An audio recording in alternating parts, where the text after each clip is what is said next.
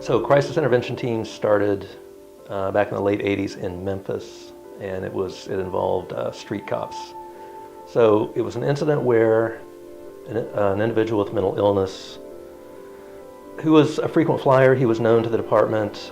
They could usually talk him down, but he was someone who suffered a lot of mental illness and sometimes was dangerous to himself and others. And so there was a call that did not go well, and he ended up being killed.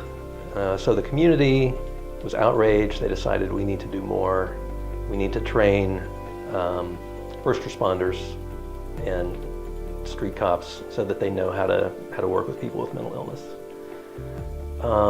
It spread, and it now is it's worldwide. It's very active in every state in the country. Missouri has a very, very strong presence for crisis intervention teams, or CIT. The whole effort behind CIT is to give officers or whoever's a frontline responder the knowledge that they need to interact with people with a mental illness so that they can de-escalate the situation verbally. We focus on a lot of special populations, veterans, youthful offenders, elderly offenders, and folks with dementia. So there's a lot of different ways that you can use CIT skills to address people who, it could be someone who's having some issue with mental illness. It could be just somebody who's having a bad day. But, the guiding principle behind it is it's just people talking to people. If there is an incident where there could be a use of force, then they always try to bring in a CIT officer beforehand so that that CIT officer can try and de-escalate the situation. Talk the person down, save them from, having to be taken out of the cell or whatever it may be. And that's a planned use of CIT.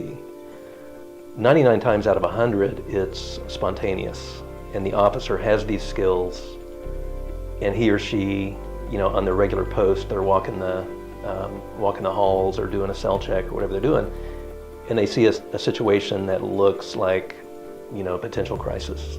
Or it could be just somebody they recognize as having a bad day. And so they can use those skills and talk to them before it becomes a crisis. So in our training, we talk a lot about how CIT skills become just a way of interacting with people, and then it works on everyone, and we stress that you use it with your coworkers, with your kids, with your friends. And we have had situations where officers have reported that they were in the community and they saw a situation and they were able to use these skills to de-escalate a situation. One that comes to mind, there was an officer from Pacific, the prison in Pacific, and he was at a family picnic, I believe, and saw an individual who was having some kind of mental health episode, and he was standing on the railroad tracks and threatening. He was saying, "I'm going to get hit by the train." And so the officer was able to go over and talk to him and use his CIT skills, talk the guy down, ask him about if he needed to see somebody, if he was seeing a counselor or anything like that, was able to get local law enforcement involved who were also CIT trained. So they were able to coordinate. Local law enforcement came in and they were able to take care of him and get him to his appointment. So we've seen a lot of really positive impacts from CIT, and a couple of different things. One, we're seeing just sort of this contagion effect where the few people are trained, but then they're seeing their coworkers use it, and they see that they're able to get some closure on a situation or talk somebody down from a crisis without use of force or having to scuffle with anybody or something like that. So that's sort of spreading just by people kind of picking it up and seeing their friends and coworkers use it. Another thing we're seeing is some folks who come in from the community who have had interactions with CIT officers in local law enforcement, and they come into our institutions and they see the pins, which we have, which are very similar. And so they see that and they know, oh, this is somebody that's been trained in this. This is someone I can trust because they've had positive interaction with law enforcement on the street. So that's another positive thing we've seen. And When we first implemented it, the first site that we had CIT training for was Jefferson City Correctional Center. That was about 2014, I believe, class of about 25. And the impact was immediate, and administration saw about a 50% reduction in uses of force, which is really dramatic. It's really been an important part of culture change in the department. For a long time, I think, everyone knew mental health was a serious issue in correctional systems, and something that, is a big deal in Missouri, but I think people didn't really know how to address it. We've got our mental health staff, and they see folks on occasion, but the officers see them every day, and they're the ones who, when we give the training, we really stress that they are the eyes and ears for any kind of mental health issue.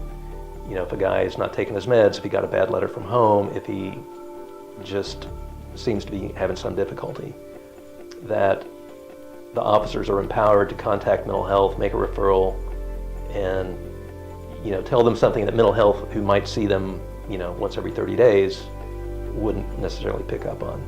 So in that sense, one of the things so the T in crisis intervention teams is, the team aspect is very important. We already provide annual mental health awareness training along with suicide prevention training.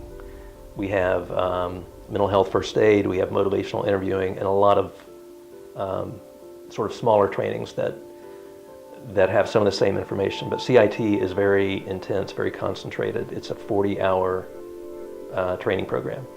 So they come for a whole week, spend 40 hours. It's very intense. They do role plays and things like that. So because that's such an intense training, we obviously can't get everyone through, and we have 2 other sort of introductory courses for CIT. There's an online training that's about an hour that all staff can take, and that is just, here's kind of what CIT is, here's the history, here's how it benefits the department. In addition to that, there is a 1-day classroom CIT training, which is just an overview. So it doesn't train them to be a CIT officer, but it gives everyone an idea of, this is what CIT is about, here's how it benefits the department. We work really hard to stabilize the folks that we work with, and I think we do a pretty good job. We want to make sure that when they're released, that we've done everything we can to make sure that they have that same kind of success and access to services in the community. And CIT really supports that, because we have great relationships with community providers, community law enforcement. Our probation and parole officers take CIT. So even though our trainings are different, community training and institutional training is a little different, we just have built this real collaborative relationship. Fortunately, with our new administration, they're very, very supportive of this and recognize that we could be doing a lot more. And so now we've stepped it up, starting actually last year, 2018, we stepped it up and are doing 1 training per quarter at each of the 3 regional training centers. So essentially, Department of Corrections is doing 1 40-hour CIT training every month, and we're training about 25 officers at a time. And not just officers, we've expanded it to include some probation and parole staff and case managers and some other staff. So we're training about 25 at a time, so we're now doing, about 300 a year. Our program's gotten recognized statewide. We do a lot of work with Missouri CIT Council, and we're always active in the state CIT conference, which is held every year, giving presentations. There's a lot of DOC folks who go to that conference, and in 2016 we received the Governor's Award, recognizing the program, the Crisis Intervention Team program, and it recognizes innovation in the given state agency. And so it was really nice that they recognized that CIT has a real positive impact on the department, and as a result, it really does have a positive impact on the community.